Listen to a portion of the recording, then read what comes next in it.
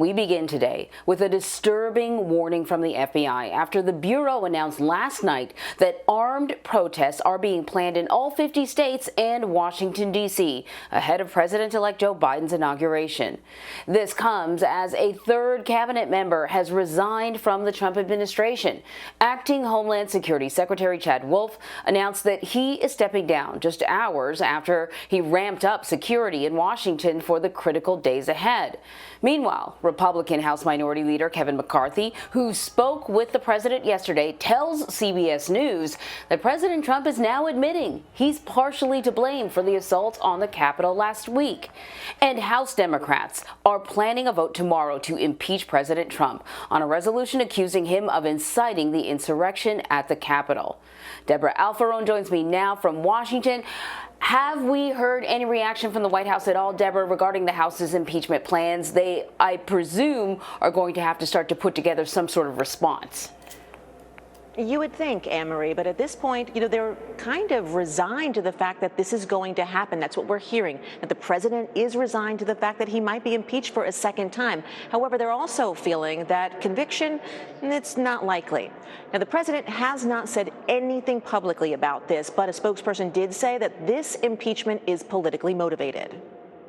House Democrats say they have the votes they need to impeach President Trump a second time on Wednesday. We have more than a majority. The impeachment resolution argues President Trump gravely endangered the security of the United States during last week's assault at the U.S. Capitol. The best way to heal and unify our nation is to hold accountable those who attacked our Capitol and those who incited that attack. First, the House will vote today on a resolution urging Vice President Mike Pence to activate the 25th Amendment, though he's shown no signs of considering such action. To declare President Donald J. Trump incapable of executing the duties of his office. The FBI is warning of armed protests at all 50 state capitals leading up to Inauguration Day. Officials here in D.C. say they want Americans to stay home January 20th. Our goals right now are to encourage Americans to participate virtually. President-elect Joe Biden received his second coronavirus vaccine yesterday. He plans to take the oath of office on the same steps the rioters overran. I'm not afraid of taking the oath outside. Democrats are looking for ways to keep a Senate impeachment trial from sidetracking the new president's agenda. Can you go half day on dealing with the impeachment and half day getting my people nominated and confirmed in the Senate? Today, President Trump travels to South Texas to visit the border wall. It'll be his first public appearance since the riot. And about 450 miles of wall have been built. That's only about 10% of that is new wall. And Joe Biden says that when he gets in office, he's going to basically overturn all of that, Anne-Marie.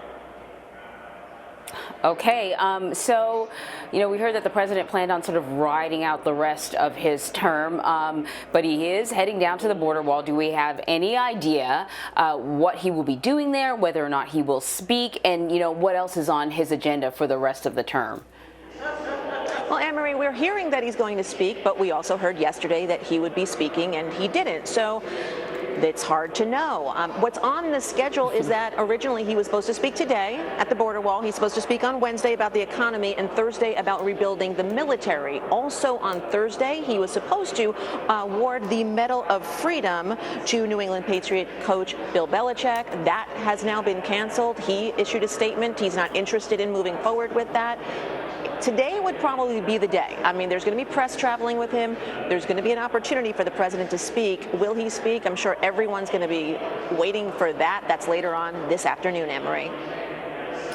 Definitely, and I just want to clarify, Bill Belichick said that he didn't think it was appropriate for him to come and receive the honor on Thursday. Thank you very much, Deborah.